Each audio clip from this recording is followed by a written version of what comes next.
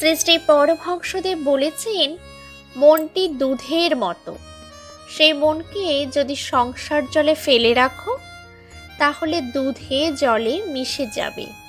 তাই দুধকে নির্জনে দই পেতে মাখন তুলতে হয়। যখন নির্জনে সাধন করে মনরূপ দুধ থেকে জ্ঞান ভক্তিরূপ মাখন তোলা হয়, তখন সেই মাখন অনায়াসে সংসার জলে ফেলে রাখা যায়।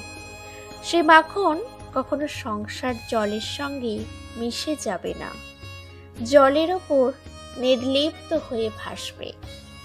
নমস্কার, সকলে ভালো থাকবেন, সুস্থ থাকবেন, শুনতে থাকবেন কল্পতরু 09।